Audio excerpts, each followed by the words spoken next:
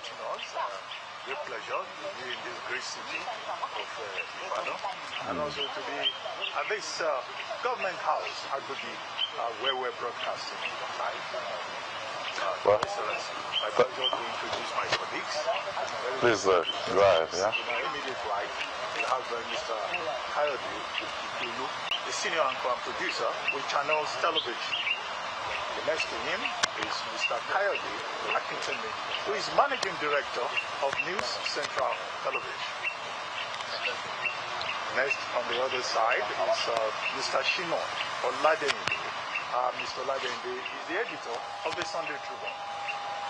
Next to him is Mr. James Asukwa, who is an assignment editor with TV Continental. And then, of course, we have Mrs. Runke Giwa Onofua, who is the managing director, general manager of Dominion Television here in Ibadan. And I'm Ruben Abati from Arise News. Thank you very much, Your Excellency. Now, first, we would like to join others in wishing you a happy birthday. The birthday comes up on Christmas Day, so you'll be celebrating again on Thursday. Now, you've not been having media chats. This is the 60th one. So all of a sudden, you say, okay, let's have a media chat. We must have a lot to tell the people of your state and also the country at large. But it's Christmas. It's your birthday in 2 days' time. So as a Christmas child, what special message do you have for the people of your state? Christmas time and also end of the year celebrations. Let's start with that before we go into the bigger details. Thank you so much, Dr. Abati. And then, gentlemen and lady, nice having you here at the government house, Ibadan. Actually, the countdown to my birthday will start tomorrow. You know, usually I do the countdown. Once it's midnight, you know, cut the cake, and then that's it. Just rest afterwards. So I want to use this opportunity to wish Oyo State people and Nigeria at large a Merry Christmas and a happy, joyous and rewarding year 2026 ahead of us. I've actually, in the last 6 years, I've been having media chat, but it's been localized. You know, usually I'll go to BCOS and then about maybe 3 to 4 times in a year, almost on a quarterly basis. But it's been low budget. You know, Oyo State is not an oil-producing state, you know, so so it's been low budget for us. And then people started, you know, calling me. They will come to Ibadan and say, so you guys have done this much, you've done this, you've done this. It's almost like you light a candle and put it under the table. So I think I was convinced at some point that we must let the entire Nigeria know what is happening in Oyo State, and also they can come in and check as well. That's why I said, well, maybe for this once, let me have a medium type of budget media chat. You know, so no big deal really. By the way, we're broadcasting live on a number of television stations. Rise News, Channels TV, News Central, Dominion TV, and also TV Continental. So we are available on all those channels. So let's start with Oyo State. Absolutely. Thank you, sir.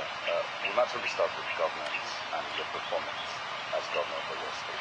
The latest event which we just arrived at the moment it was happening was the signing of the budget of economic expansion with 192 trillion naira for 2026. I know that you have things, health, have insecurity, infrastructure, agribusiness, and education. I think those are some of the areas that you focus on. But I want you to get into finer details for the people of your state. We've seen the budget of economic expansion and we wonder what it means. On the one hand, 892 billion. Your FAC allocation, give or take, yearly is about 240 billion. Your IGR is about 100 billion. As when you put those together, you begin to wonder, how do you plan to finance it? But in real terms, what does that mean for the people of your state? Okay, the FAC is roughly now about maybe 19-20 billion monthly. So that's like 240.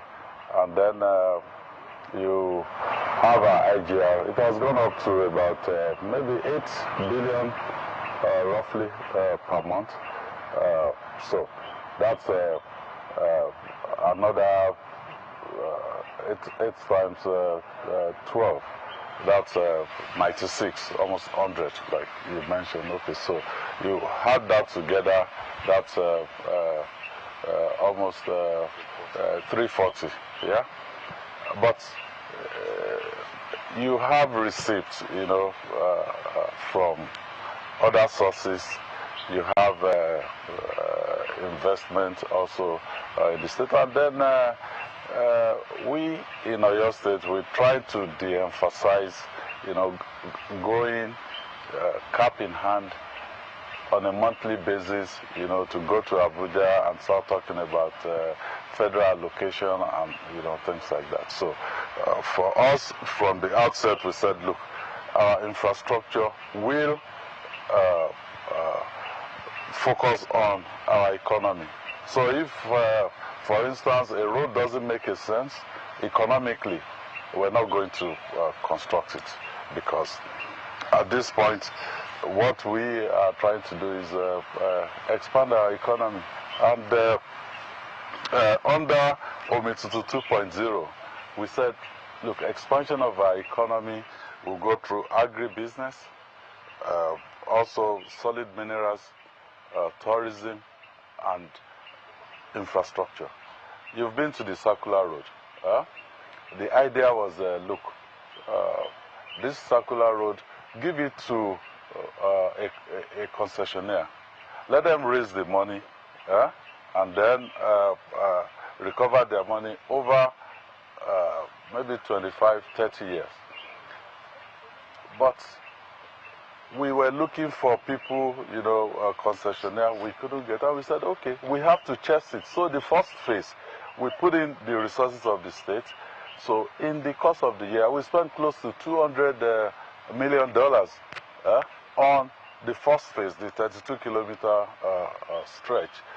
It's you've been there. It's almost completed now. We will commission it first quarter of 2026, and with that, if we get a concessionaire, we have capital receipts of almost $200 million, you know, which we can put in the budget. So budgets are estimates that, look, we hope we'll get this in, and this is how we will apply it. But in the course of the year, remember my first year in office, I came in May 29, 2019. The budget for 2019 was prepared by the previous administration, so we had to run it to the end.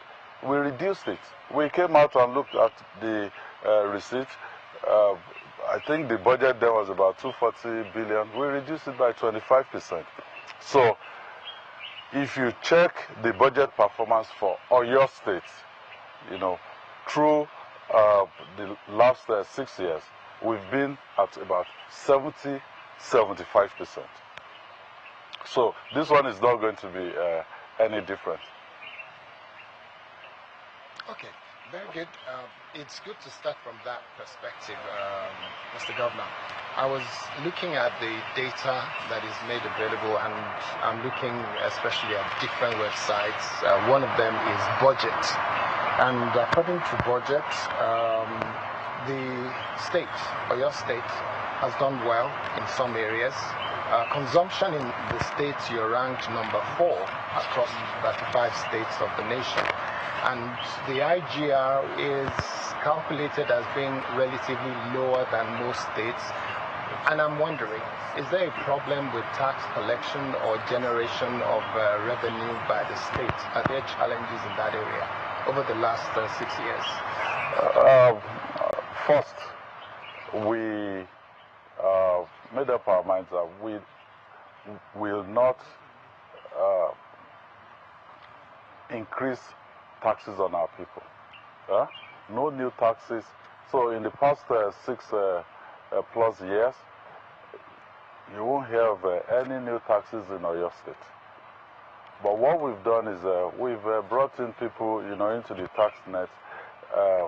It's a chicken and an egg type of situation. What do you do first? Do you, tax the people first, or do you allow them, create an enabling environment where they can expand production?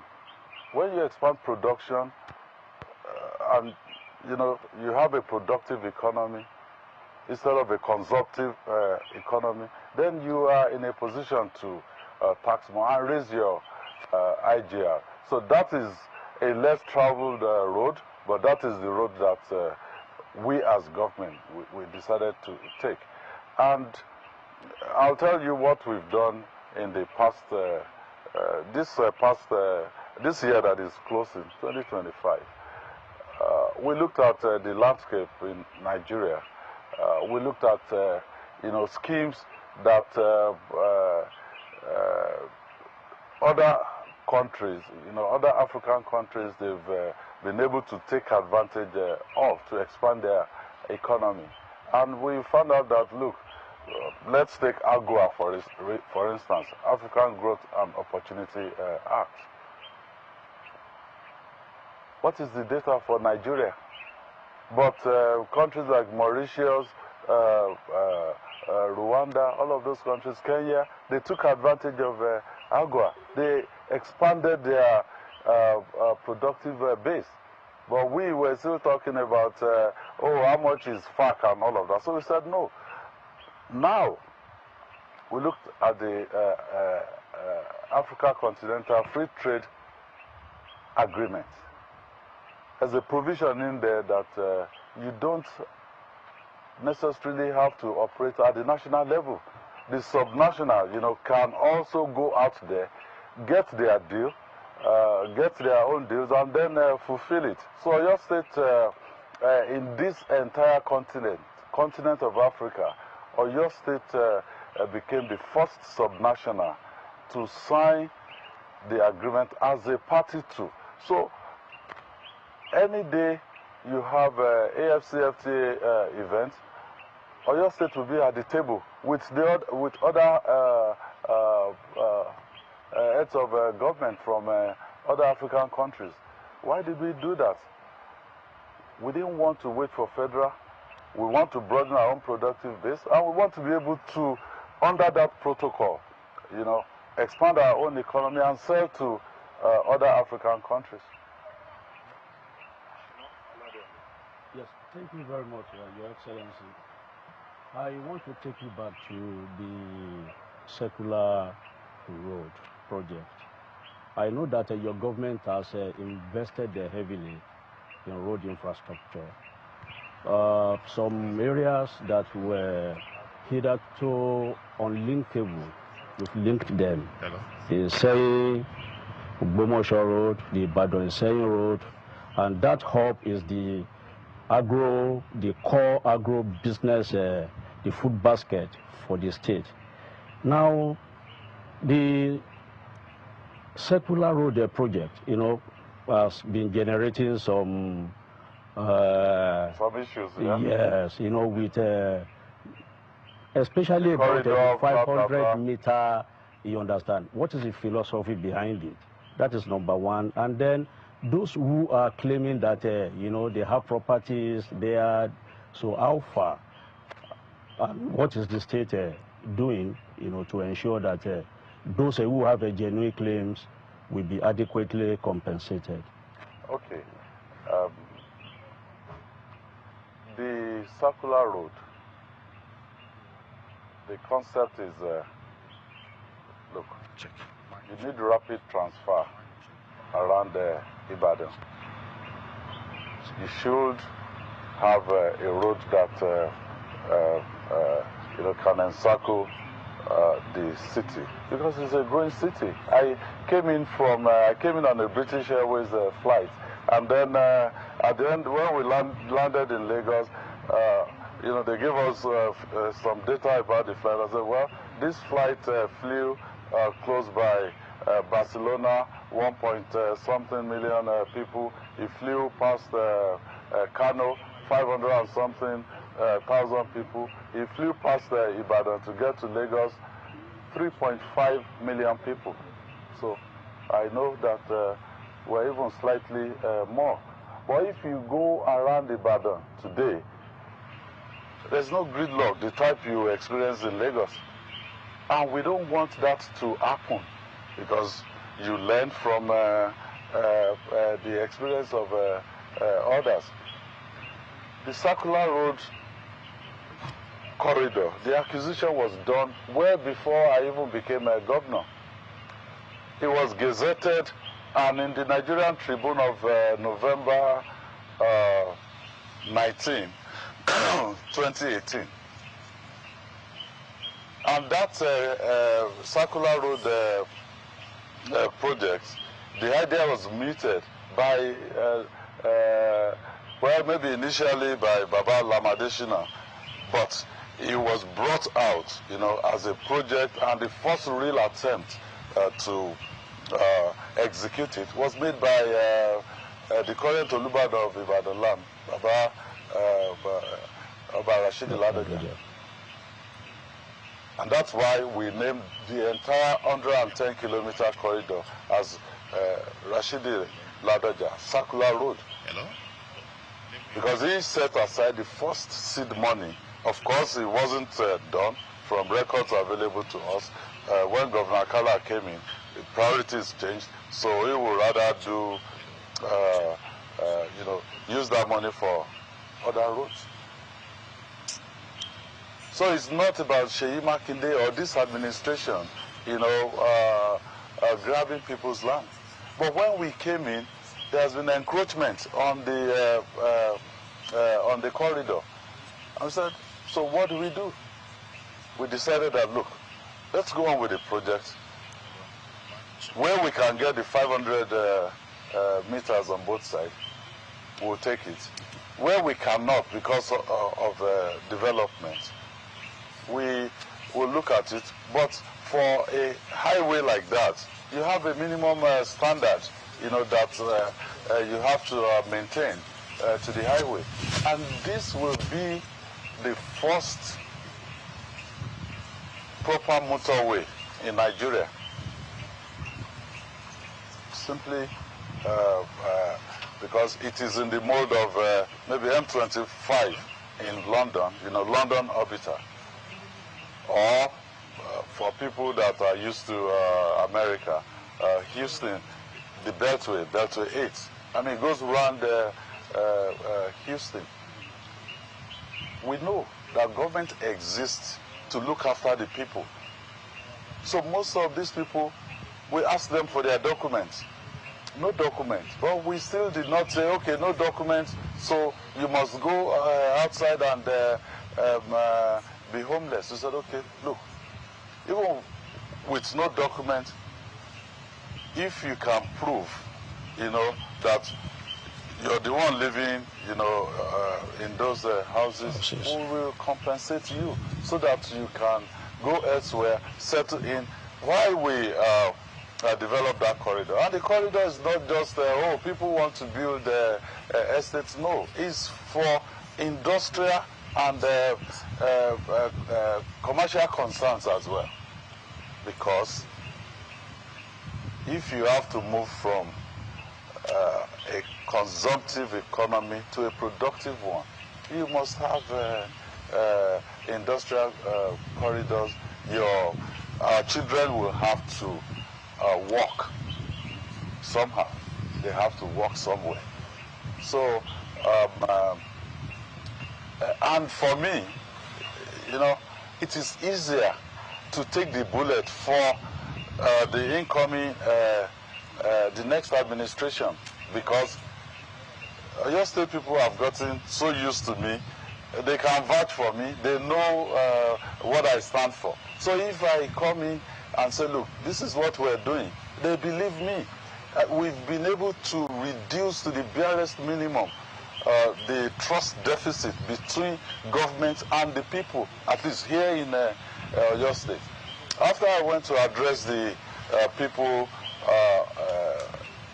in that corridor, then they were telling me that, look, can you sign for us that, look, successive administration will not bother us again. So you trusted me to that extent that you want me to sign for you. I said, well, I will sign for you. But when the time comes also, I will also introduce people that will not bother you, you know, and then you can be rest assured that the principle of government being a continuum, you know, will apply. His Excellency, I noticed some visible infrastructure that you've been doing around. I noticed there's no portal from Challenge down there, which is very gratifying to know. But the central thing happens to be the people. How are you ensuring that poverty is tackled, you know, in Ibadan, particularly the last 6 years that you've been governor? Well, the way I look at it is, for me as a person and for this administration, when people tell us, oh, we've been around, no potholes, you know, I've driven on a state road almost 160 kilometers from Ibadan to Ogbomoso, there's no pothole, you know, and things. I say, yes, but I won't want to be remembered, you know, for, you know, building roads, you know, infrastructure and all that. No. We will love to be remembered for the institutions that we're creating that will ensure that there's good governance and sustainable development and growth long after we've left this place. That ring road that you mentioned just now, if I ask a lot of people who constructed the ring road, I went, you know, to search for the history of that road, and I found out that when it was constructed, it was the most expensive road per kilometer that was ever constructed in Nigeria at the time. And if you ask people who constructed that road now, I can tell you they won't know. So that is what you get. The only way they will know who maybe started a road will be if the road is not finished. If the project becomes abandoned, then they will tell you, this road was started by XYZ. Then that's it. Because I was walking within the oil patch at Kwale. So we went to Ogume. And then we saw a bridge. It wasn't, it was abandoned. And then I asked the people in that area, so, you know, what's this? That bridge was started during Ogbemudia's time. Successive government did not complete it. Then you can get credits for that. But if you start a project, you finish it, and people start using it, within a very short time, they will have forgotten. So for us in Oyo State, we believe that we're not going to give people handouts. We will create, and we've been creating that conducive environment for people to, you know, come in, have opportunities, and then they'll take themselves out of poverty. I was working inside a Shell Bonny terminal when they were sand-filling the entire Finima for Nigeria LNG project. And then all the fishermen and those people, they built, decent houses for them. It didn't take 5 years before the whole place was turned into a shanty town. So the approach, and again I argue this with the World Bank, their preference is, look, have conditional cash transfer, give people money, and I said no. In Oyo State, what we did was rather subsidize productive efforts of people. So we said, when we hit this economic headwind, a lot of state governments, they were bringing in palliatives. So, okay, yeah, we'll have palliatives, give food to people. What we did here was we created what we call the SAFER program. It's sustainable action for economic recovery. So our SAFER program, part of it, you have the transportation sector, where we said, look, our Pacesetter transport company, they move close to 20,000 people every day. And we said, okay, for those 20,000 people, the vulnerable ones in there, students, elderly, physically challenged, they pay discounted price, half the price. So we subsidize them with 100 million every month. But that 100 million is subsidizing productivity. You're not going to just get on the bus for a ride because it's half price.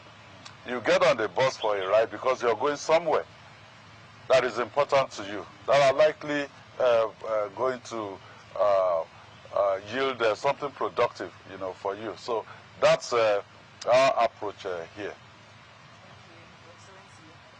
So I must commend you. Like you said, you've seen the infrastructure.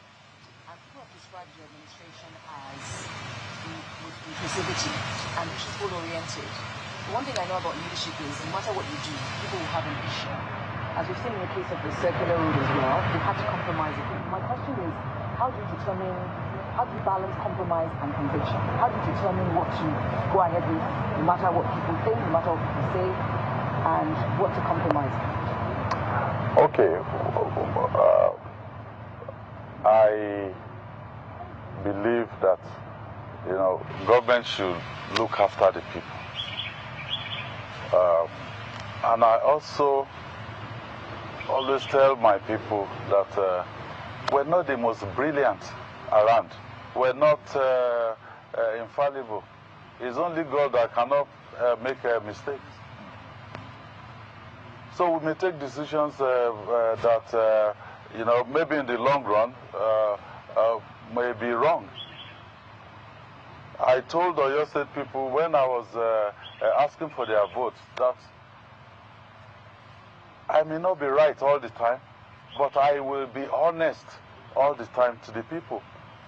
So if we did anything that in the end we have to adjust because new facts became available to us, we're not that proud to say, look, we won't do that. So I think that's really the way we've operated. And it has connected us more to the people because they know. I go around them, I stay with them, I listen to them. Yeah. Okay. Your Excellency, we're going to talk about politics and power. Okay. But before we get to that, just as a follow-up to this, talking about infrastructure. Yes. We've talked a lot about the circular route. But how about the airport? Why did they, attempt to upgrade the airport in I know there used to be, or there was an existing airport. But Oyo State can take advantage of the airport in Oyo State. It's an international airport in Oyo State. And it's so close to Ibadan. Then you decided to go ahead and upgrade the one in Ibadan. Why? And then yesterday, after the presentation of the project, we were told that you had a meeting with the Kabisi, Kabisi, Alaafin, just briefly. Okay. The airports in Ibadan. I know you're biased a little bit because you're from Ogun State. That's why. That's why you want us to. But Ibadan Airport has been in existence for at least 40. It was inaugurated 1982, I believe. So for at least 43 years. So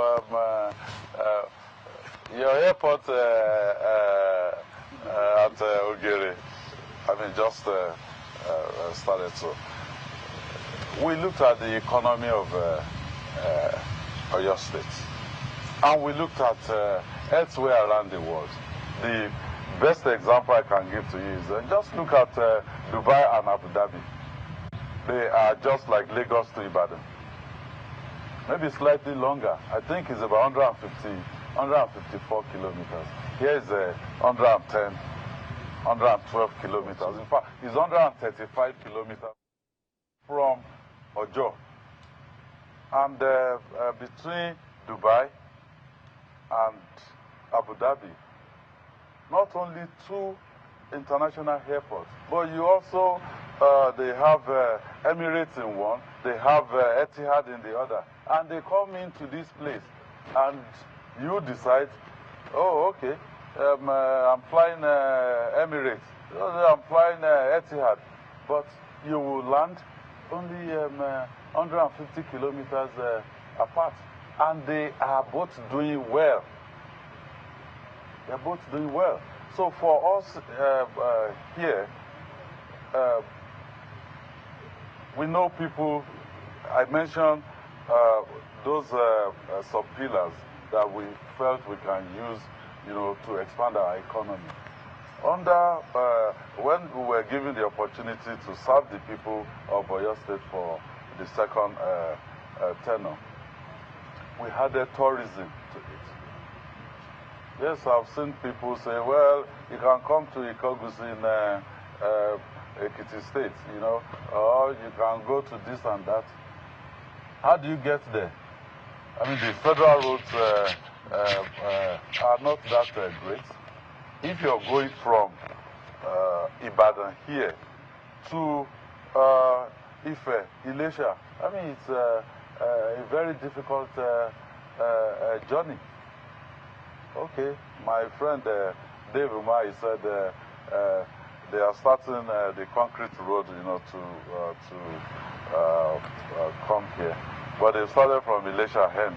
I don't know when it's going to get here. It hasn't even gotten to Ife. But we felt we have been able to connect all the zones in Oyo State. We have 5 major zones. You have Ibadan, you have Oyo, you have Ogbomoso, you have Okeogun and Ibarapa. You have State Road, linking Ibadan zone to Okeogun. 65 kilometers, Moniya to Seyi. We built it. You have, and that was the very first contract that this administration awarded, because Okeogun is the food basket of Oyo State, and Ibadan is the consumption center. So we needed that link.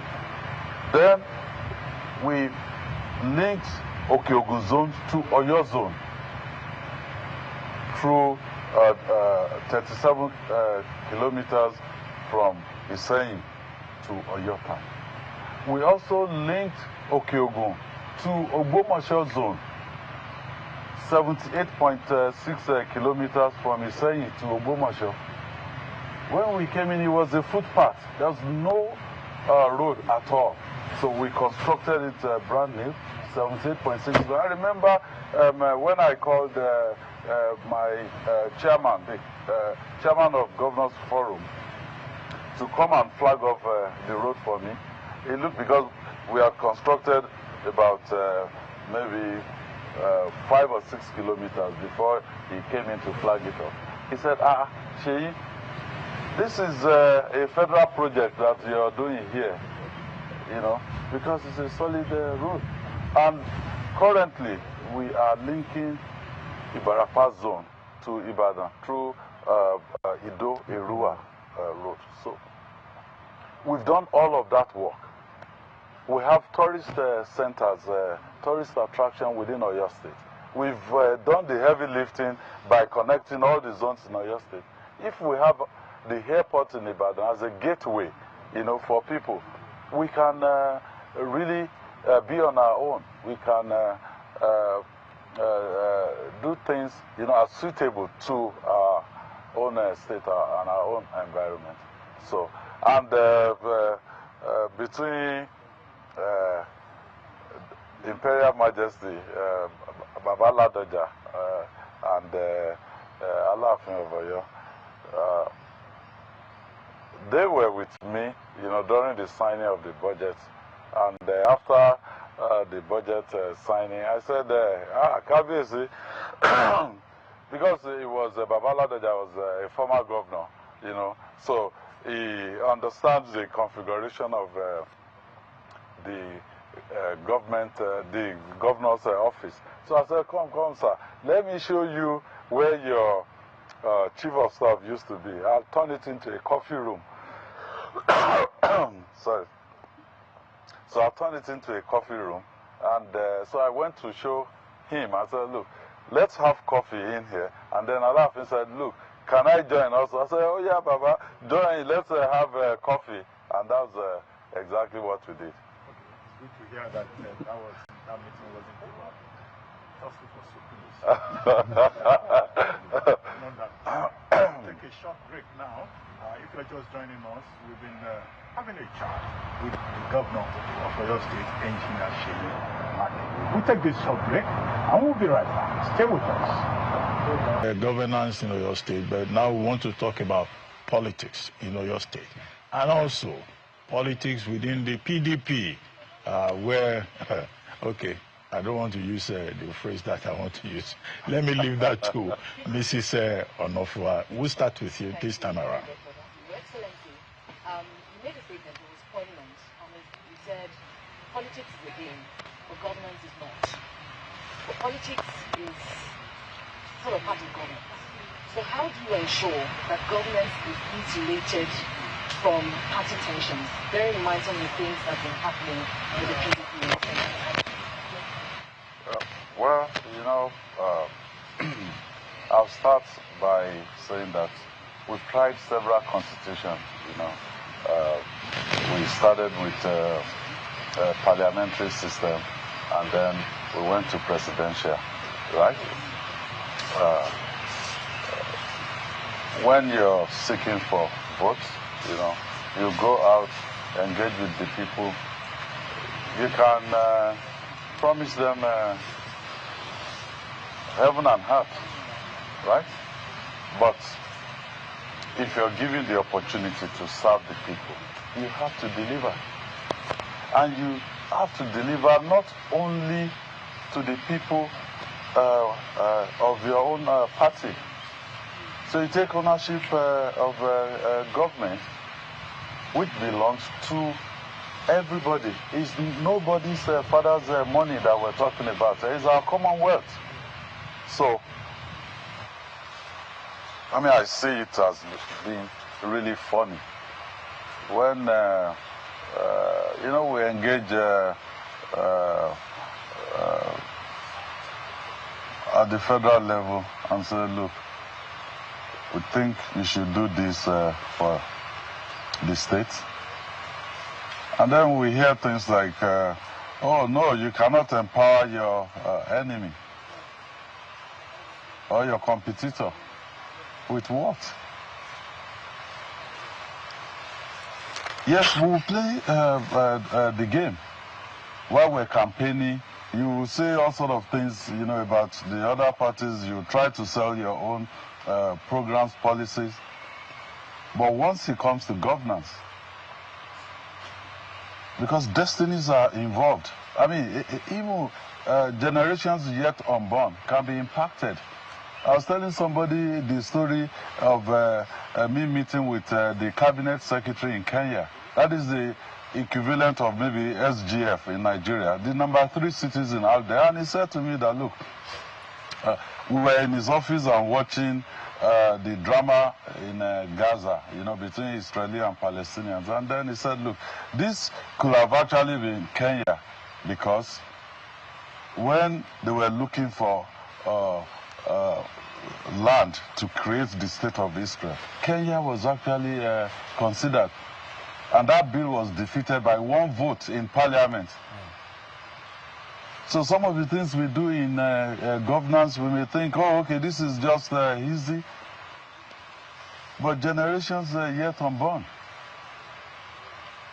So, for us, we feel, and for me personally, if you know my political trajectory, this is my very first job in the public sector.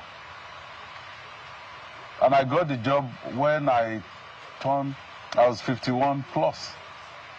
So what happened to me between 0 and 51? And I'll be 58 midnight tomorrow. So what happened to me between 0 and 51? I operated in the private sector. And I operated not only in Nigeria, but, you know, across different continents. So I believe once prayers have been answered, because I believe nobody can get anything without God giving it to that individual. And even leadership, you cannot become a leader by yourself. It is because God has given that position to you, and He will give people the kind of leaders they deserve at any particular time. In my own Bible, God allowed a wicked king to be enthroned, because at that particular time, God decided that that is the kind of king the people they deserve. But that is usually not the end of the story. So I will say to you that in Nigeria today, we have to rise above partisanship. You know, this may really go straight into the issue within PDP. I say, okay, everybody has decamped, you know, I'm saying I'm not moved, because the people that negotiated Nigeria, they have 2 major things that was in there, in that negotiation. First, federalism. That's why they called us Federal Republic of Nigeria. 2, multi-party democracy. That is why, upon independence, you have an action group here, you have Northern People's Congress, you have Northern NEPU, you have NEPU, you have NCNC. You understand? At independence, it was multi-party democracy. So now you're moving the country towards, you know, a one-party state. It won't work. I was in Ebonyi a few days, maybe 2 days ago, on Friday and Saturday. And then they brought cola to me and said, look, this cola in Igbo land, if you are receiving, a big visitor, this is how you do it. I said, well, kola nut is grown in the west, eaten in the north, and literally worshipped in the east. So you have different nations, different culture within the nation called Nigeria. And the people that negotiated our independence, they felt, look, to have unity in that diversity, it has to be a federal arrangement.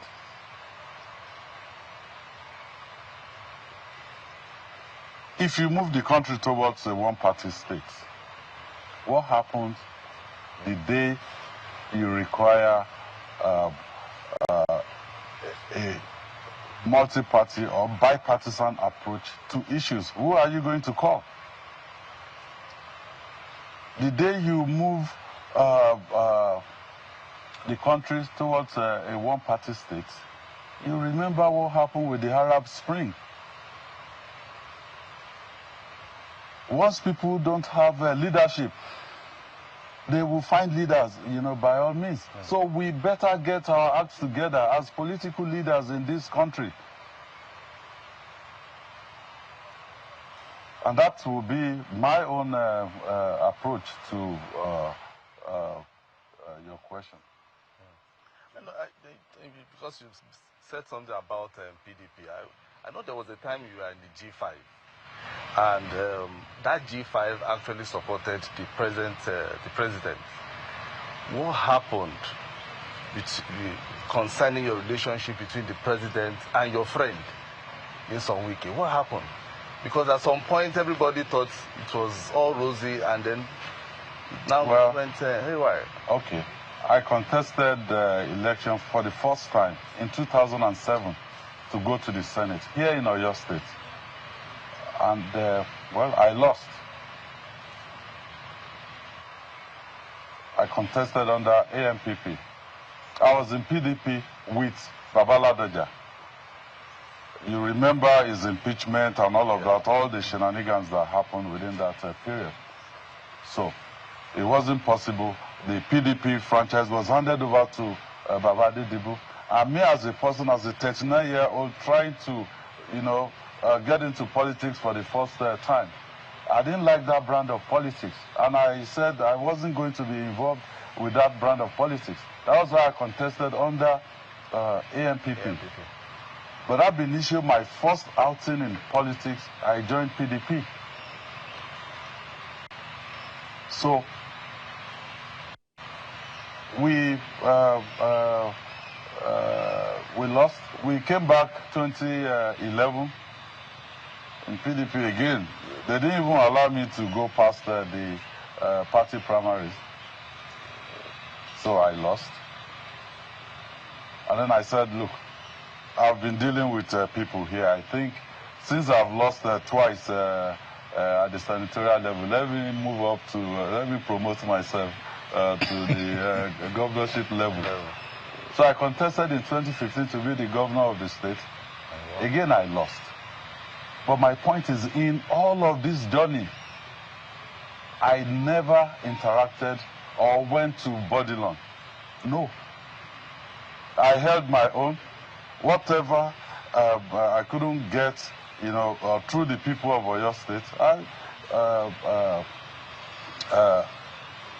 I don't believe in godfatherism in politics. So I didn't go. I stayed here. But 2019, the people of Oyo State decided. Did they decide because there was influence of anybody from Bodilon or from outside of the state? The answer is no. So, 2023, we felt that, look, after 8 years of President Buhari from the north, the presidency should come to the south. And I need to also say this, I don't believe that will be a permanent arrangement in Nigeria. I believe Nigeria will get to a point where, if you like, two Ibibios people can be president and vice president, in as much as they are qualified, and we have strong institutions that will ensure that they do what is right for the people of Nigeria. So we felt, look, presidency should come to the South, and within my party, Wike was contesting. I supported him. He lost at the primaries, and then Waziri, former vice president, won from the North against, you know, what we were thinking. But I said, look, if our party has selected somebody from the North, you know, then we should sit down and decide, you know, how is this thing going to work? He came to Ibadan. We were at Ogunlesi Hall out there, and we mentioned to him that, look, you are the candidate of the party. You're from the Northeast. Iyochia Ayu, the candidate, the national chairman of the party from North Central. And in that meeting, we were facing the press. I didn't tell him this, you know, in the conference of the government house. No. I said, look, this is Governor Tambuwa. As of that time, he was the chairman of PDP Governors Forum. I said intelligence indicated that you will appoint him as the DG of this campaign. He's from the Northwest. So what are we supposed to use to you know, campaign, convince people? Because politics is a game of numbers. So we couldn't reach any agreement. We met with him in London, and we said, look, for me, the only thing I said to him in London was, allow us to go and remove Iyochia Ayu, and then make Arapaja, you know, the acting chairman, because he was deputy national chairman, South, at that time. Make Arapaja the chairman. He will be at the table when you're all talking and deciding. So in London, I said, just agree with us there and then to go and remove Ayu. How we do it, don't even bother about it. He said, well, we should give him 1 week. He came back to Nigeria, and then the famous statement that, well, these small boys will have moved on. Okay, so if you've moved on, what will I do? We have to do something. That is politics. So we couldn't reach that agreement. And it wasn't Wike that guaranteed the president before me, because I never dealt with them. I've never had any political dealings with them up until that point. Someone else did. I said, okay, fine. If this is what we will do, we'll support you. But even as a candidate, I must have mentioned it more than maybe 3-4 times, that our expectation would be a government of national unity, a government of national competence, where you can start the process of resetting this country. But is it what we are seeing right now? Is it a government of national competence? Is it a government of national unity? The answer is no. When the president said, look, nominate somebody who may be appointed as a minister, I said, sir, what position do you want to give to us? Then he said, I'm looking for a developmental economist who can be the Minister of Budget and Economic Planning. I said, okay, I will look for somebody that fits that bill. And I sent somebody's name who is Oyo State indigene, and I sent it to him. The individual wasn't selected. Rather, they selected the current Minister of Power. He wasn't taken to Ministry of Budget and Economic Planning. He was taken to Ministry of Power. A subsequent meeting with the president, he said, Seyi, I think I must have gone to him to seek for approval for the upgrade of the Ibadan airport. He said, I will sign it for you. I'll give my nod. But sit down. What's happening politically? I heard you're upset because you were not your nominee was not given the ministerial slot. I said, sir, in Yoruba land, if you don't want the pregnancy to be aborted, you won't want the baby to die. Because it's easier to abort a pregnancy than, to kill a baby. I said, you will decide at the end of the day, who you want to work with. We can only suggest people. But if you know people that fit, your bill about the kind of individual you want in your cabinet, we are just to support you. However, let me say this. If you've selected the Minister of Power because you want him to help you organize the APC in Oyo State, he doesn't have the capacity. I told the president. He said, no, Seyi, it's you that I want to help me organize APC in Oyo State. I said, no, sir, I can never help you organize APC in Oyo State because I am of the PDP. So, if we have a government of national unity, a government of national competence, we will have been in a very different environment right now. And let me just mention again this issue of Wike. This. Your friend. Huh? Your friend Wike. My friend Wike. Okay. So this was the exact first contract that Mobile gave to Macon. I was 29. It was $1 million. Within that 1 year, I made $1 million in my pocket. I was 29. 1997. Wike perhaps at that time just left. He just left law school, and then his next job after that was local government chairman. And the trajectory was, I don't beef anybody. But the real issue is that I was in a meeting with the president and Wike.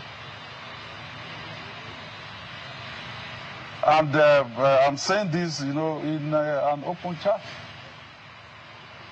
The president's chief of staff was also in that meeting, and a few others. And Wike said to the president that, well, sir, I will hold PDP for you, against 2027. I was in shock. So we got up, we got to the veranda. I said, Wike, did we agree to this? I don't like talking about people, and I will not talk about people or talk about events. But I'll talk about the real issue. The real issue is that Wike would like to support the president for 2027. That's fine. It is within his right to do that. But also some of us that want to, ensure that democracy survives in Nigeria. We don't drift into a one-party state, and we want to ensure that PDP survives. It should also allow us to do our own thing. That is just the issue between me and Wike. And I confided in a mutual friend of us after that meeting. And I kept thinking, okay, I mean, the president did not ask him, do this for me. He was the one that volunteered that I will do that. So when I was telling our mutual friend, I said, look, maybe he was talking about an errand that the president never sent him. So let's watch, let's engage him. Let's see if he will back off. But he never did. So after he didn't back off, I said, well, now it's time to confront him. Because I told him from that day that I will never be a part of this. And that is why I will not be supporting the president for 2027. Wike can support him, he's within his right, but also it is within my own right to decide within the political space who I will support or what I will do in 2027. Your Excellency, now we understand the real reason why there is a conflict in the PDP. Now the party is divided along two lines. The one being led by Saminu Turaki, is claiming that it is the rightful one, and I remember that INEC called the two parties to a meeting. Now, with the way PDP is currently, does the party stand any chance? Number one, in the forthcoming season elections, and in 2027, does the party stand a chance? Because Nigeria needs a credible opposition now to withstand the what is going on, because you yourself mentioned it that the country is fast moving towards a one-party state. Does PDP have any chance? Well, the president has the power to call his minister to order. I said, look, allow democracy to survive in Nigeria. And by the way PDP is today, there is no faction in PDP. We held a convention here in Ibadan. We gave adequate notice to INEC, which is all that we're required to do under the law. So, it may take INEC some time if they choose, to behave like the ostrich, bury their head and the whole of their body is outside. And the current INEC chairman, the job is even very difficult to start with. Now to add all of these things that they're not supposed to add. They basically, this meeting that you said they called the two factions together, they played our people. They invited them and said, we want to engage with the leadership of PDP. And then they got there and found out that they called the Anyanwu and Co. I said, that's even silly to start with. I mean, pardon my language. Sometimes when I get upset, I can speak off. No. So let me finish with Shina. So, why did they not call Damagun? Maybe it was Anyanwu that was the secretary when Damagun was there. Yes. And the notice that went to INEC was a notice signed by both Damagun and Anyanwu. I wanted to basically, ask that they expel Anyanwu at NEC. But people, leaders came and said, look, let us not do that. Let's get the two of them together, and all of that. So The Supreme Court already said whoever is your secretary is the internal affair of the party. There's a Supreme Court judgment on SDP how many days ago saying exactly the same thing.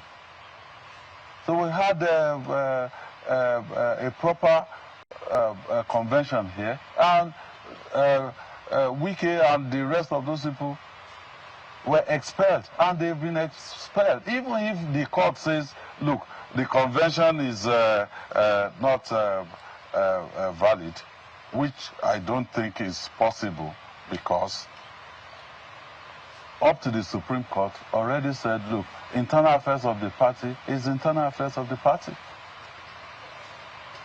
So they can only delay things.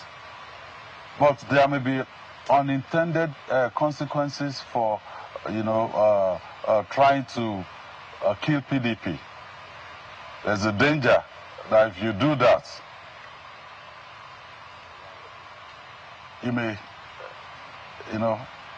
unknowingly, kill democracy in this country, God forbid. So that is my own position. Yeah, Mr. Governor, it's interesting what you just revealed now. A lot of people were not privy to that information in terms of your position and what former Governor Wike, now Honorable Minister of FCT, had said in your presence to the President. Now, we're in Ibadan, and the Yoruba side of me comes to play, that there's this saying, if you translate into English, how do you put it, when your neighbor begins to eat cockroach during the day, yes, if you don't want him, you will not get any sleep. Yes. That's exactly what has happened to your political party that we've got its flag right behind you, PDP. You were there, one of the 5 wearing Ashebi, yes, with Wike and Autumn and the others. yes, And you all celebrated the fact that this action you're taking will bring in a candidate of another political party. And in doing that, that has roller coastered into a situation where PDP was not just decimated. We're seeing governors moving out in droves to go to the party that you supported, their candidate to become the president of the Federal Republic of Nigeria. yes. Now that the chicken have come home to roost, Yes. and the entire party, you can say, is still one, there are no factions. Mm-hmm. Minister Wike is saying, I have a faction. You are But saying I'm he giving has you no the faction. reason Yes.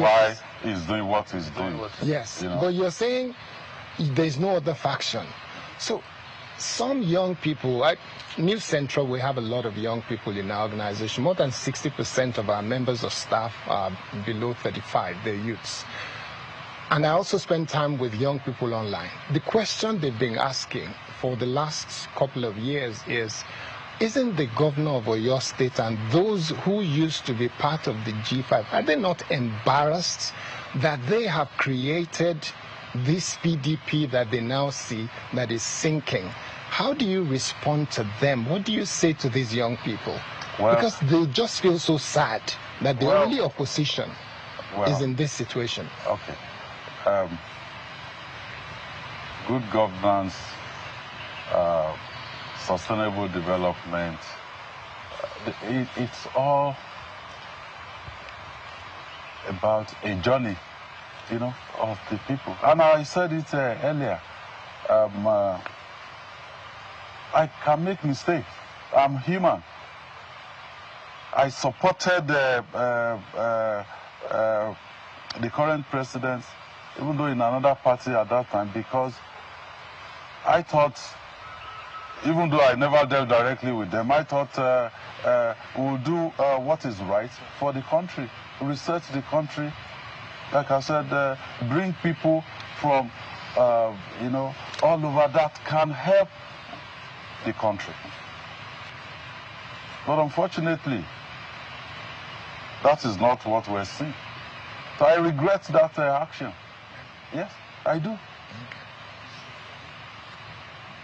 I mean, if people say, look, why you know, what is it that you've done? Well, I'm not above mistake.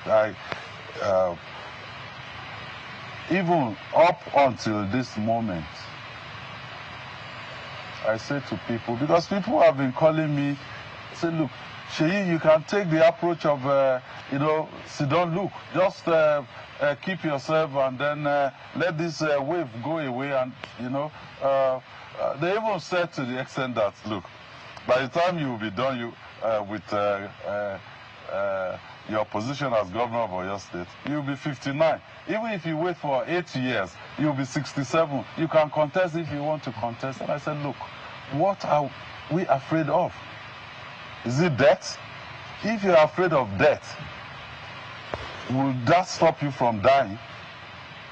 What can he do to you? If you're afraid of death, what he can do to you is he won't allow you to live your life freely. So we're not going to do that. I'm not afraid to say my mind. I'm not afraid to apologize to people if I wrong them, because it's only God that is all-knowing, that knows the end, you know, from the beginning. I am not, maybe people may think because I was born on Christmas Day, you know, they may think, you know, maybe I know too much. No. So, Mr. Governor, having admitted that you regret your actions then, yes, you seem to be trying to correct what happened then. And to the elephant in the room, let's speak to the real issue. Are you then planning to take the bull by the horn, run for president in 2027? Well, thank you, Kennedy. Well, I've had that also, you know, people saying, oh, is Seyi trying to position himself for 2027 presidency? Let me make this very clear. To serve this country at the highest level, I am qualified. I'm even overqualified. I've run Oyo State. Even the current president, what brought him to the table? He was governor of Lagos State. Oh. 2 terms. By the end of May 2027, by God's grace, God sparing my life, I will have been to the end of the tenure as a 2-term governor of Oyo State. So, what are we talking? Professionally, I ran a company from a very young age, at 29. Some of my colleagues were just, some are still finishing their youth service at that point. I ran the company, and people can go out there and check. I did not go to NMPC, you know, or the likes. No? I was working for multinational oil companies. I worked for Shell, ExxonMobil, Chevron. To the extent that when I go on holiday to my house in Houston, ExxonMobil came to me and said, look, we want to work in your neighborhood. We have work to do in Chad and Cameroon, on the Chad-Cameroon pipeline project.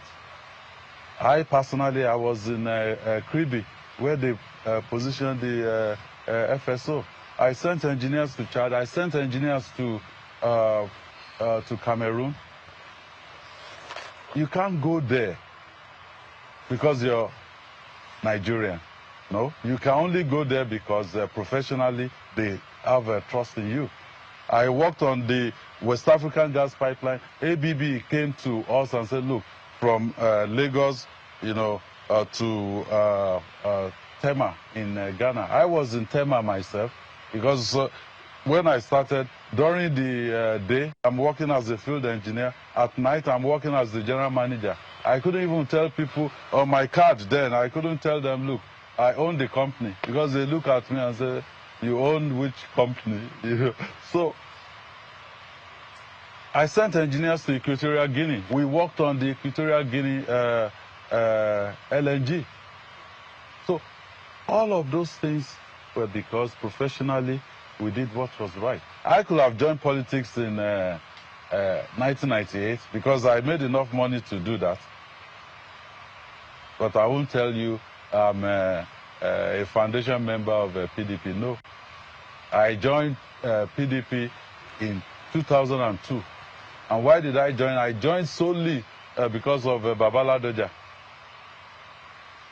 I joined to support him. Towards the 2003 elections, I already moved my family to the US there in the year 2000. Well, okay.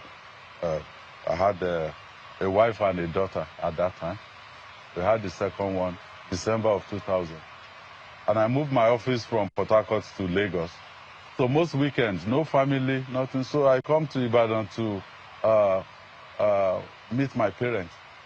One thing led to the other. From that place, I commissioned the classroom block that I gave to my alma mater. They brought Governor Lamadeshina, to do the commissioning at that time. And I gave him a proposal that, look, for the farm settlements here, this is a power solution. And he said, okay, look, my assistant will call you. I waited, nobody called me. So going towards 2003, I thought, look, if you look for a professional, to be elected as the governor of Oyo State, maybe things may be one shade better.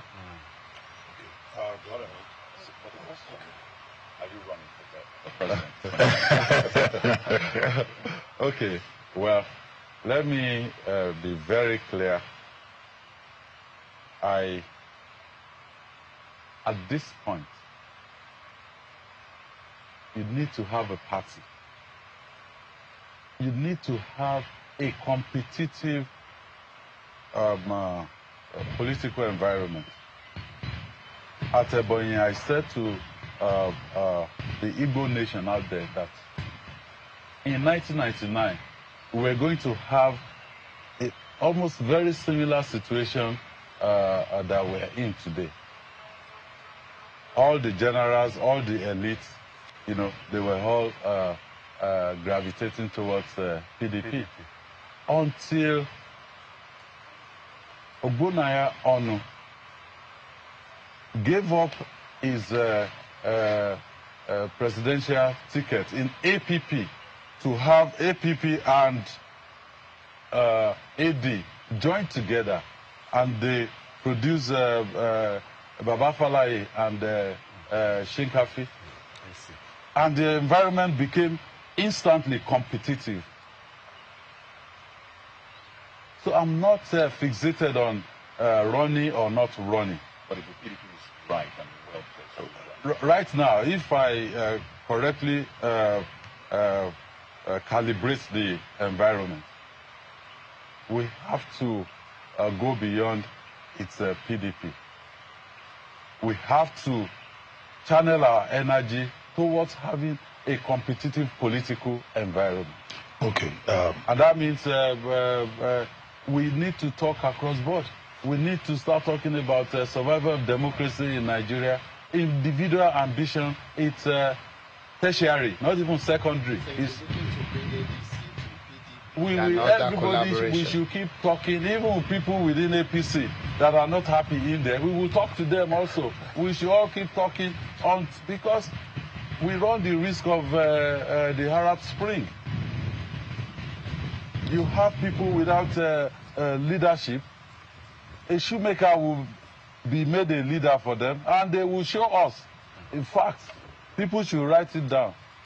What Nigerian people will show politicians and elites in 2027, we cannot imagine it right now. And when they say governors have defected and all of that, what of hunger? Where is hunger? And anger in the land, has it defected? So, okay, Governor. Sorry, before Dr. let me take a short break. Let me tell Kayode, you see, if we don't do what is right for democracy to survive in Nigeria, it will be, very difficult in the foreseeable future. So that's really. So the issue of are you running, are you not running, and things like that. That is it's still far off. At this stage, we must ensure a competitive political environment. Okay, Governor, we're going to take a break, short, and when we return, we'll be discussing security, both nationally and in the West. And before we take that break, let me ask you, now, with all this that you have told us about the relationship with the center, at a time when 28 state governors have already moved into the APC, some of the other ones that are not yet in the APC, we don't know what will happen tomorrow. They're doing press of that. And the excuse they give is that they cannot afford to isolate their state from the center, and that they are doing it for the benefit of their people. But they're saying this is where I stand. Now, have you seen any difficulties in terms of what comes to your state because of your political stance? And secondly, economic hardship. I think it was James Asuko who was asking the question about what are you doing about poverty. Right. Now, many Nigerians blame the Tinubu administration for the economic hardship. Are you one of them? Do you think that the APC Tinubu administration misdiagnosed the ailment? Well, Dr. Abbas, let me just first of all make one clarification. When you see governors, they say they are defecting. A classical case is the last election. Governor of Delta State, he was the vice presidential candidate of PDP, a sitting governor of Delta State. Particle lost in his state. So, you're talking about elites and all of those things, governors. How about the people? What are they doing? What are they saying? What are the people? What are they telling us? So, I'm not bothered. I will still continue to say that. Now, let's deal with the issue that you've raised. What's my relationship with the center, and do I feel any impact? Well, I believe the center right now,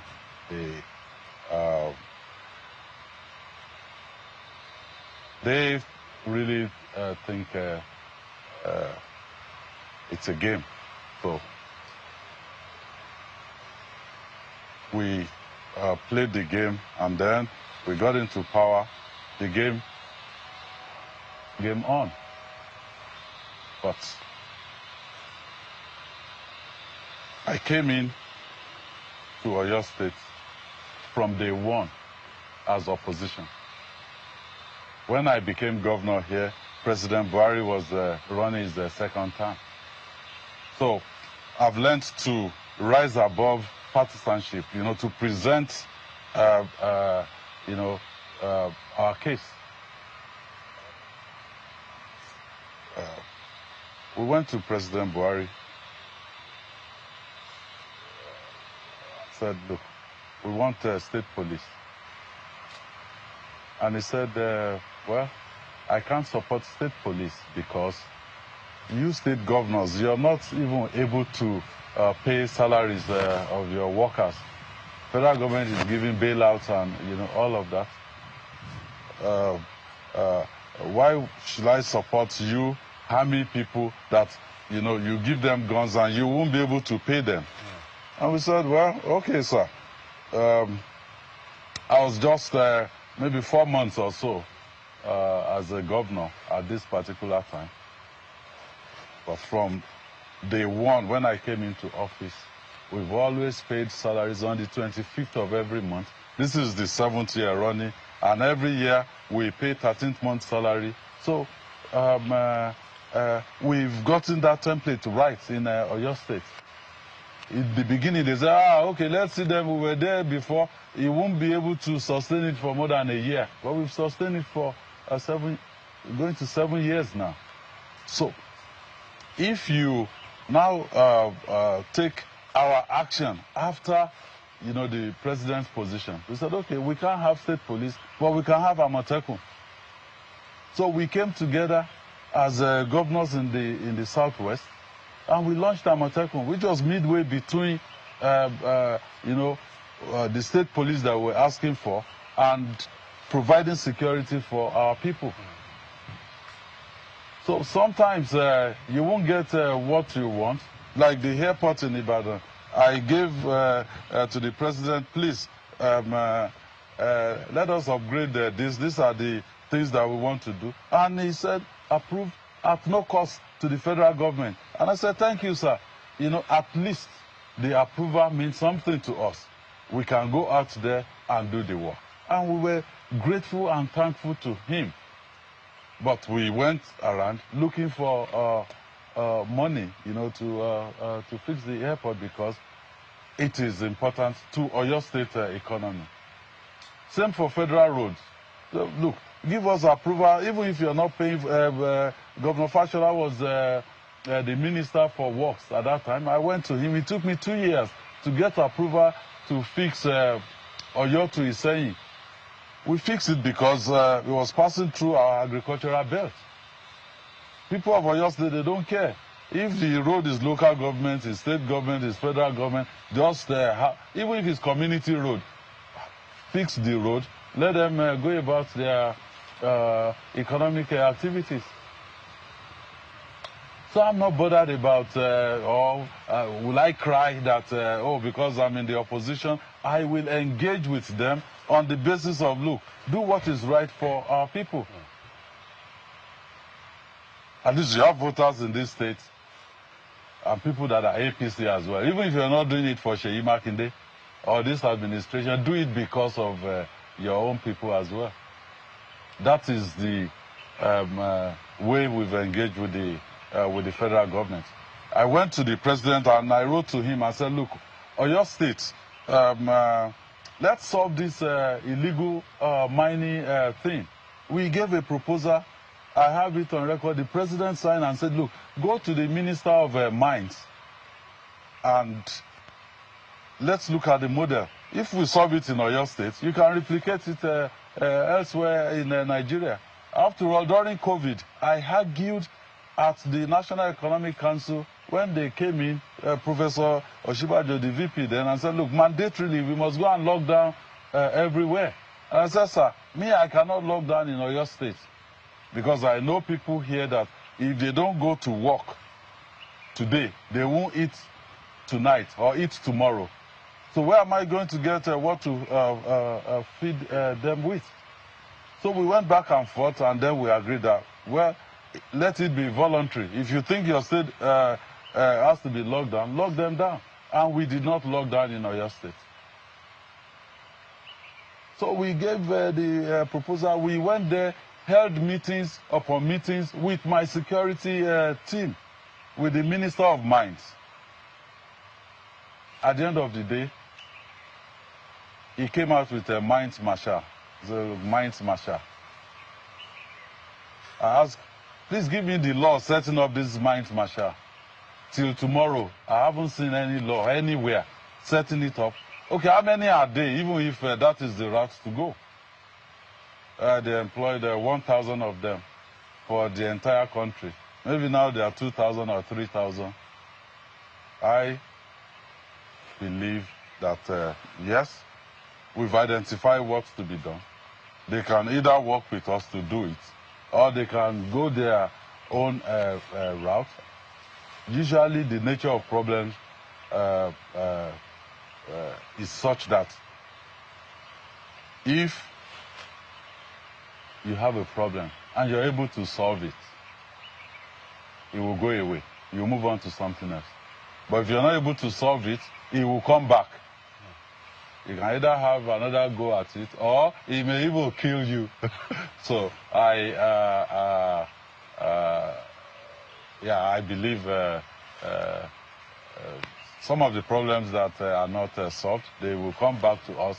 If we can't solve it now, there are still people coming behind us. Because if you go to the executive chamber here in Oyo State, you see pictures of all the people that have been head of government here. From ranking the last Governor General of Western Region, all the way to my immediate predecessor.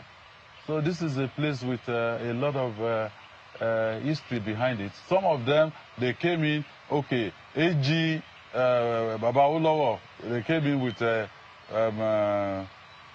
AG, Action Group. Then you've seen UPN, you've seen MPN, you've seen SDP, you've seen PDP, you've seen AD, you've seen AC, ACN, APC, and then PDP. So, government will come and go. But our state and our country will remain. And however we lay our bed, that is how we will lie on it.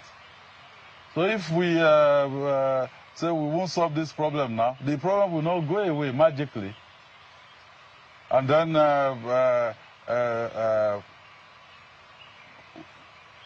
I think the bottom line is we can do more, we can do better for the people of Nigeria. And when I was campaigning here in Oyo State, I challenge anybody, if you see a video or anything where I said to the people of Oyo State that, oh, this government, they haven't done this, you know, because of that, don't vote for them. No.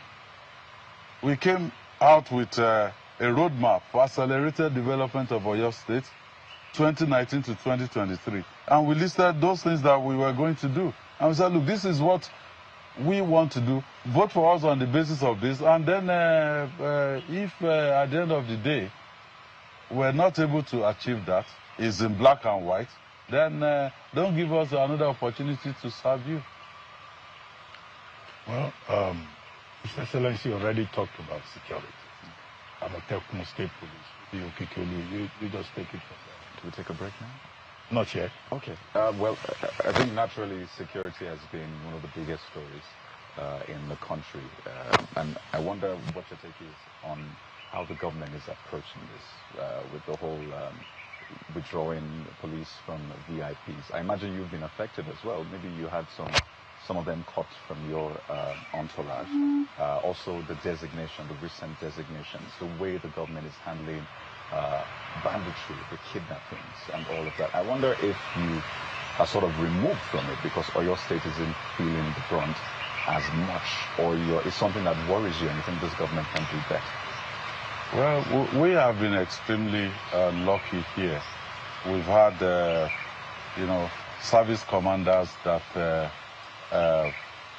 they see their posting here, you know, like they've been posted to their actual state of origin. So they step up to the plate. We've had the GOC, the garrison commander. They've all been very supportive. I mean, maybe today or tomorrow, they will have finished the clearance operation within the Old Oyo National Park, you know. And of course, Amatekun. I mean, it's one institution that we created that Oyo State cannot do without right now. If you go around and ask people, should we scrap Amatekun? You know, they'll say no. They have been, you know, cooperating and working with the federal agencies, you know, and that has kept Oyo State safe and secure, you know. I'll use this opportunity to once again say thank you to our service commanders and everyone that has, you know, supported the state. Because quite frankly, you want to build schools, you want to engage in economic activities, you can only do that if your environment is safe and secure. However, the approach of the federal government, I think they should have a rethink. And I'm not saying this because I'm in the opposition, you know, or I saw an AI-generated picture of only me holding the PDP Governors Forum meeting in the southern part of the country. So I'm not saying this because of that. I'm saying this because I really want them to genuinely look into their strategy. One is say, go ahead and employ 30,000 policemen. Go ahead and employ this much army and all of that. Is that our problem? What do we have on ground in terms of, you know, communication, in terms of technology, in terms of looking after the welfare of these new people? When we were agitating for state police, they came up and said, well, it's the same as a community policing. They employ these supernumeraries and all of that. Since they've been employed, they've not been paid. They can challenge me, at least the ones in Oyo State. I know, if not in other states.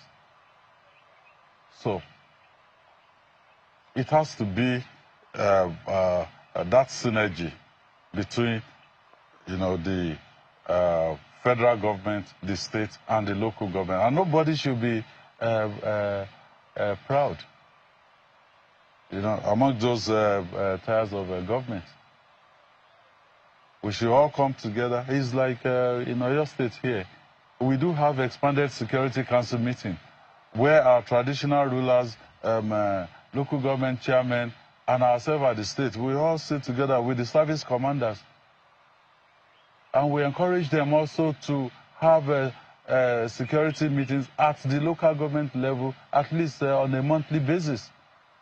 So those are the initiatives that has to be you know, brought to the table. Federal government alone cannot do it. And they are also far removed. Some of these things, they can be solved also by kinetic means alone. You engage the traditional rulers, you engage the community leaders, you get them to give you actionable intelligence. And your state just acquired 2 aircraft, which I'm hoping we can deploy within the first quarter of next year. I actually pushed that they should be available before Oyo State has 50 celebrations, 3rd of February next year. But it will be here, but they may not take to the sky just about that time, but they will within the first quarter of next year. And I can invite all of you back. We will sit inside Amatekun control room and ask the aircraft to fly to anywhere in Oyo State. Ogbomoso, Okeogun, anywhere. And with the data coming in, we'll ask them to zoom into the plate number of a vehicle in that real time. Okay, we will be able to do that. Okay, on that note, Mr. Governor, we'll take another short break. And then after that break, we'll return, and then we'll be closing the program in the next sequence. Please stay with us. We'll be right back. Kadi Akintomi, Managing Director at the Center. Yes, on the issue of security, I know there are a number of good news is that Oyo State has not been a flashpoint. It's not being an area that we've had many incidents of insecurity. So I will say give credit to the governor. But there's an area that I'm sorry I may have to go back to that I find even more important because of the people of Oyo State. And that's the area of education. You have done well in terms of infrastructure. based on what we saw over the last 24 hours and the statistics that we looked at, you've invested in education, and that's wonderful. But in the area of quality of education, what are you planning to do in the next couple of years before you hand over to whoever becomes the next governor? And adding to that is the issue of healthcare, because these are two of the most important things to any citizen of your state. Healthcare and education. In the area of healthcare, I know you've won awards as well. Primary healthcare, you've changed the infrastructure. I've looked at the statistics. It looks good on paper.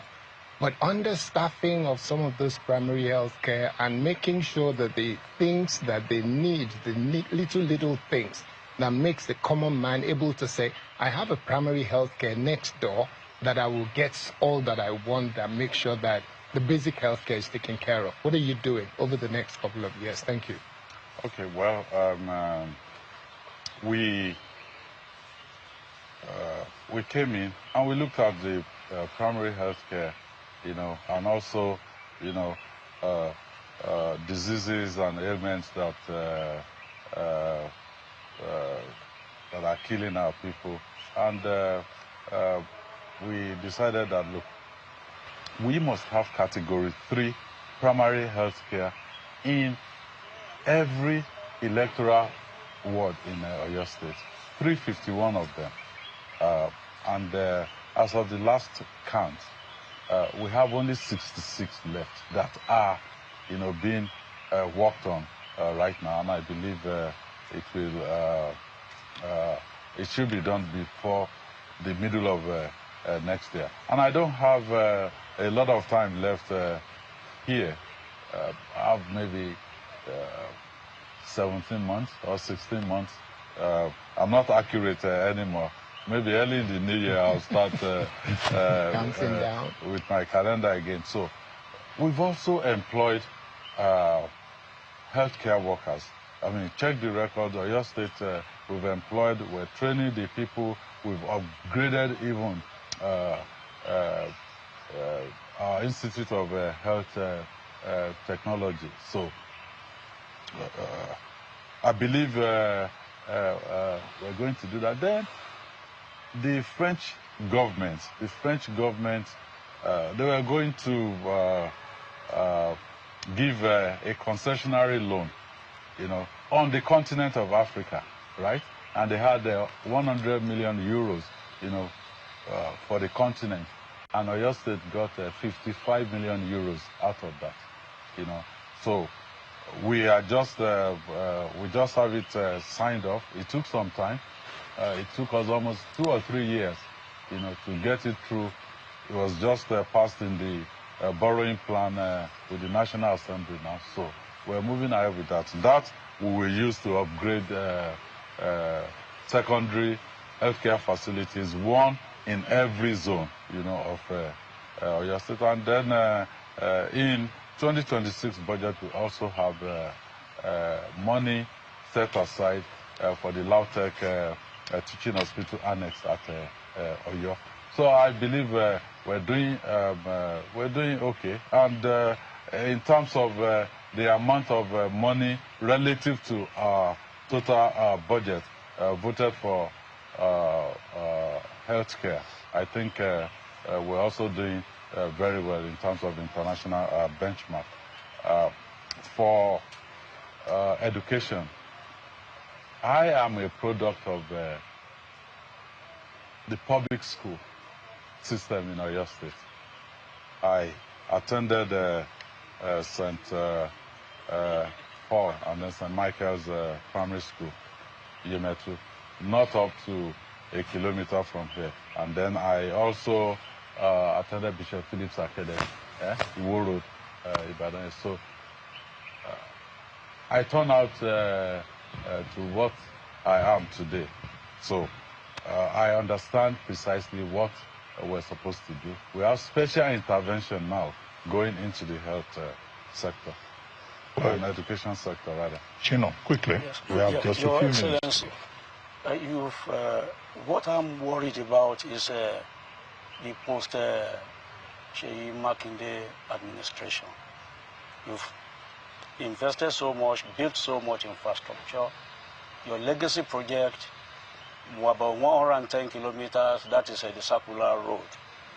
How are you going to ensure that whoever is succeeding you continues these projects? Because we have, one of the terrible cultures that we have in Nigeria is, leaving projects uncompleted, white elephants everywhere. So what are you going to do to ensure that this legacy endures? Well, we've changed the culture in Oyo State. If you see any project started by any of my predecessors that have not been completed, please bring it up to the table.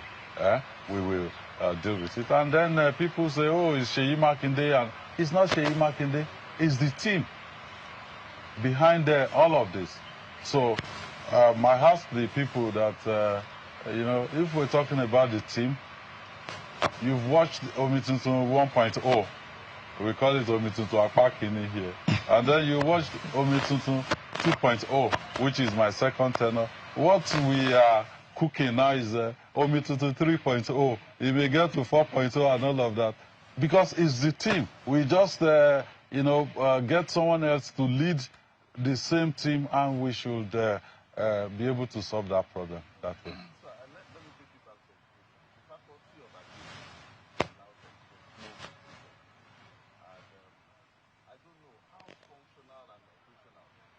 Is the new place that they are going to in Seyi, because they are moving in January. So how functional? Because they really need to, They've been there, and I'm spending my birthday at Fashola. Okay. And Fashola to Seyi now is maybe 10-15 minutes because of the new road. So I will be on that campus. I've had, issues. I've heard about issues, regarding movement. Some lecturers, they don't want to leave Ogbomoso because they are from Ogbomoso, and all of those things.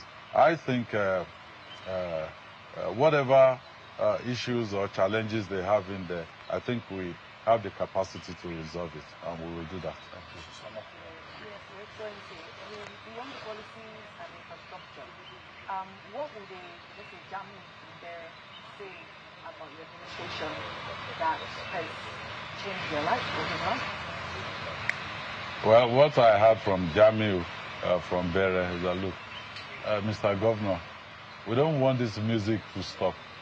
Mere paying salaries on the 25th of every month is about now 20 billion naira for the state and about 12-13 billion naira for the local government. That is 33 billion naira into Oyo State economy every 4 weeks. Jammeh, carpenters, traders, market women, they all are having this. And then you need to look at, the atmosphere that we've provided, the economic activities going on in there. I think their concern is, how will this music not stop? And well, Governor, we just asked 2 questions. Mine is about lottery and gaming in Oyo State. Your DG gaming and lottery was on Arise News a few days ago, and he was saying, look, the Supreme Court has ruled that states are the ones to control and regulate, not federal government. 2 days later, President Tinubu said exactly the same thing at APC meeting publicly. But do you have any hope that the law will be followed by the federal government? Then quickly, we add your own before we wrap it up. I just want to speak to the environmental situation in Oyo State. I was just speaking to people, Ojo, Bodija, all those areas, lots of refuse left untended. So is it an issue with the ministry, waste collection, or an attitude of the people? Something has to do, because Oyo State deserves to look even much better. okay. Let me answer Doctor first. Double speak and all of that is consistent with how this administration at the federal has evolved. For instance, they created LCDAs in Lagos. Is that consistent with local government autonomy?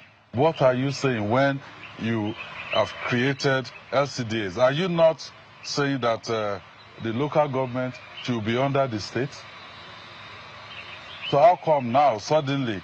So I know there's a court judgment.